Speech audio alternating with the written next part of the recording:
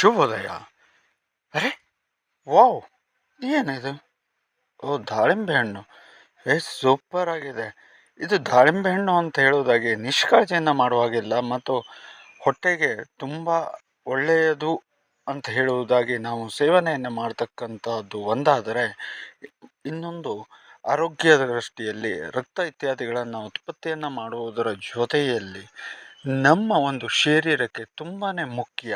ಈ ಒಂದು ಹಣ್ಣಿನ ಮಹತ್ವ ಅಂತ ಹೇಳಿದರೆ, ದುರ್ಗಾದೇವಿಗೆ ತುಂಬ ಪ್ರಿಯವಾದಂತಹ ಹಣ್ಣು ಕೂಡ ಇದಾಗಿರ್ತದೆ. ಮತ್ತು ಅಷ್ಟೇ ಅಲ್ಲದೆ ಒಂದು ರೀತಿಯಾದಂತಹ ಆಪತ್ತು ಬಾಂಧವ ಅಂತ ಹೇಳಿದರೆ ತಪ್ಪಾಗಲಾರದು. ಯಾಕೆ ಅಂತ ಕೇಳಿದರೆ, ಒಂದು ದಿವಸ ಒಬ್ಬರು ವಿಮಾನಿನಲ್ಲಿ ಪ್ರಯಾಣವನ್ನು ಮಾಡಬೇಕಾದಂತಹ ಸುಸಂದರ್ಭ. ಆ ಒಂದು ಸುಸಂದರ್ಭದಲ್ಲಿ ಅವರಿಗೆ ಇದ್ದಕ್ಕಿದ್ದಂತೆಯೇ ಆರೋಗ್ಯ ಹೇಳ್ತಕ್ಕಂಥದ್ದು ಏರುಪೇರಾಗಿ ಡಿಸೆಂಟ್ರಿ ಹೇಳ್ತಕ್ಕಂಥದ್ದು ಉಂಟಾಗ್ತದೆ.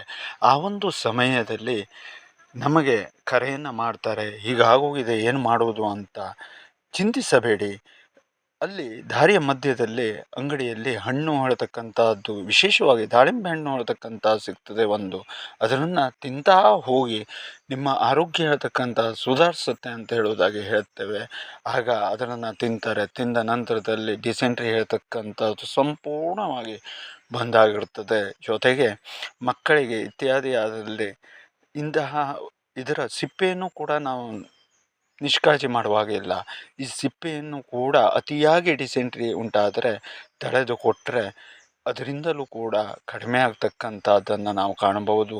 ಮತ್ತು ಅಷ್ಟೇ ಅಲ್ಲದೆ ಇದು ದೇವಾನುದೇವತೆಗಳಿಗೂ ಕೂಡ ತುಂಬ ಪ್ರಿಯವಾಗಿರ್ತಕ್ಕಂಥದ್ದು. ಹಾಗಾಗಿ ಈ ಒಂದು ಹಣ್ಣಿನ ಮಹತ್ವ ಹೇಳ್ತಕ್ಕಂಥದ್ದು ಅದ್ಭುತವಾಗಿ ಇರತಕ್ಕಂಥದ್ದು. ಜೊತೆಯಲ್ಲಿ ಪ್ರತಿಯೊಬ್ಬರಿಗೂ ಕೂಡ ಒಳಿತನ್ನು ಮಾಡುವಂತಹ ಶಕ್ತಿ ಇದಕ್ಕೆ ಇರತಕ್ಕಂಥದ್ದು.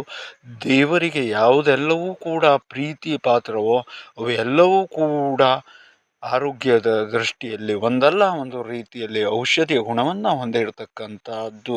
ಜೊತೆಗೆ ಬಹು ಬೇಗನೆ ಫಲವನ್ನು ಕರುಣಿಸ್ತಕ್ಕಂತಹ ಶಕ್ತಿಯನ್ನು ಕೂಡ ಹೊಂದಿರುತ್ತೆ.